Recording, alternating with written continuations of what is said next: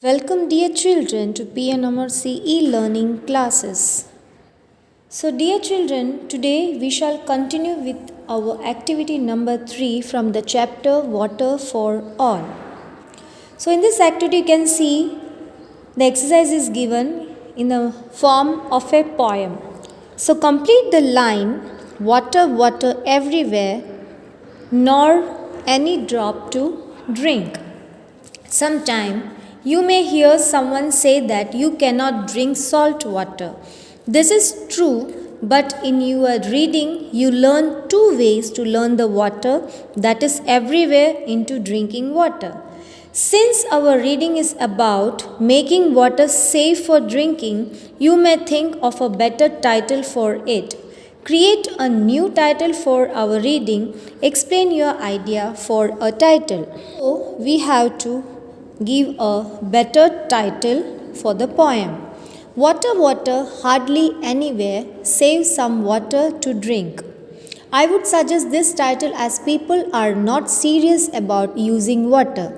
They keep on wasting it and water levels are going down. There is a great shortage of water in many areas. If water is not saved today, our tomorrow will be dry. So the message I would like to give is not to pollute or waste water irresponsibly. So share your title with your classmates. Vote for the favorite title of the class. So you can see here, children, it is given here, our class choose. You have to give the title created by our classmate as our favorite title. So this is activity number 3. Next, moving on to activity number 4. Here is a poem called Water by Mary Oliver. Oliver knows that many people do not have clean drinking water, and that clean drinking water is very important to good health. Oliver uses simple, specific words to paint a picture that shows how very important clean drinking water can be to one person. Read the poem and draw a picture illustrating Oliver's word picture. So, children, here there is a poem given, but the poem is not given in the activity number 4. I want to make sure that we have already learned and discussed this poem in our first semester chapter Water, Water Everywhere. So, this poem is written by Mary Oliver. And here there is a table given here. You can see water. What is the vitality and necessity of clean water? Ask the man who is ill, who is lifting his lips to the cup. Ask the forest. So, what is the poem about? So, poem is, you can see here, activity number 4, at Blackwater Pond. At Blackwater Pond, the toast waters have settled after a night of rain. I dip my cupped hands, I drink a long time. It tastes like stone, leaves fire. It falls cold into my body, waking the bones. I hear them deep inside me whispering, "Oh, what is that beautiful thing that just happened?" So this poem you can remember we have already done in the first semester chapter Water, Water Everywhere, and it is written by Mary Oliver. So this is activity number 4 that is related to poem. So next, children, you can see here the question is given in the table. What is the vitality and necessity of a clean water? So children, the answer is all organisms on earth somehow depend on water, and if the water they consume is adulterated, it may result in fatal changes in consuming organism's life. Water is of great significance for people since it is used for drinking and in food also. The human organism must receive a certain amount of water every day. Otherwise, if an organism does not obtain the required amount of water for several days, it dies. It is obvious that the water consumed by the human organism should be clean and pure. Water that contains any harmful bacteria or chemicals may cause various diseases of an organism or even death. Animal organisms depend on water in the same way.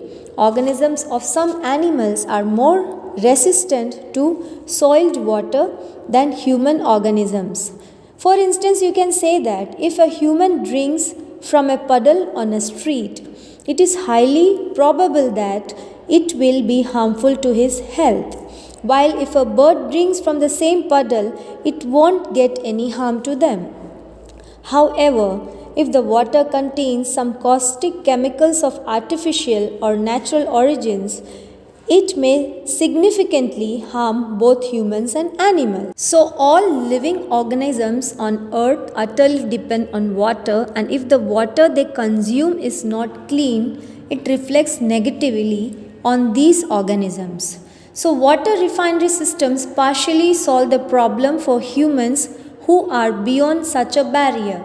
However, people in underdeveloped countries do not necessarily have such refinery systems. They consume water directly from its natural sources, so do animals and plants. That is why it is highly important to make all natural water sources clean. So, all living organisms on the planet have access to clean and pure water. Understood, children? So, this is the activity number 4, which is a poem at Blackwater Pond written by Mary Oliver. Now, next, moving on to activity number 5. So, activity number 5 is related to activity number 4, that is the poem at Blackwater Pond. And in this activity, you have to answer the questions given here, which is taken from the poem Blackwater Pond. So, look carefully at Oliver's poem, Water, to answer these questions. The poem has 5 lines. How many sentences does the poem have? There are 6 sentences in the poem Water. Second one is, one of the sentences is a question. Which one? The last sentence of the poem, you can see water is a question. Which sentence is the longest? So here you can see the last sentence is the longest one. Which is the shortest sentence here? I drink a long time is the shortest sentence in the poem Water. Work in a pair or with a group to write a poem using the same form that Oliver does. Try to write an interesting question and to paint a word picture as an answer. Try to make one long and one short answer as Oliver does. So what is your poem's title? Here you can see a box is given here and you have to do this as an homework in your textbook itself. You have to complete the exercise and write the answers in your textbook itself, children. Understood? Next is activity number 6, that is the water barrel part 1, and this activity is taken from the book The Children's Story Garden, that is published in the year 1920 by J.B. Lippincott Company, Philadelphia, and it is written by Anna Pettit Brumel, Catherine Richardson Wireman and Igni M. Wireman. So this is activity number 6, that is the water barrel part 1. David, father and I are leaving one job for you to do this morning, mother said. Father said, that's right. Before you do anything else, fill the water tank. But I wanted to go to the pasture to help Petty with the animals, David complained.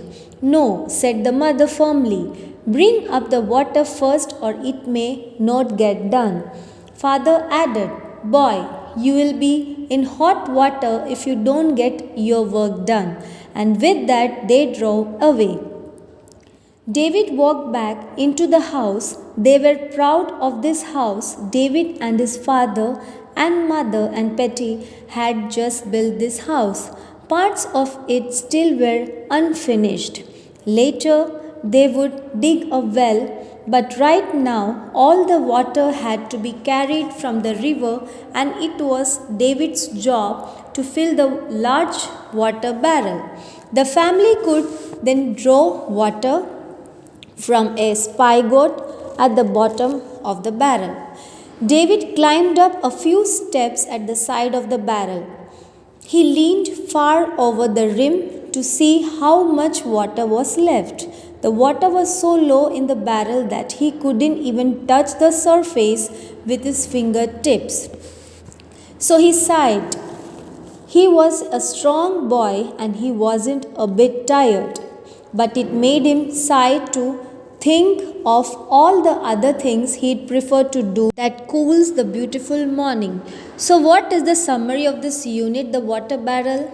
It is that the mother informed the David that she was going out with his father and assigned him the job of filling the water barrel, or you can say tank, by bringing water from the nearby river. David had plans to go to the pasture to help Petty with animals, so he was not at all happy getting the assignment of filling the tank from his mother.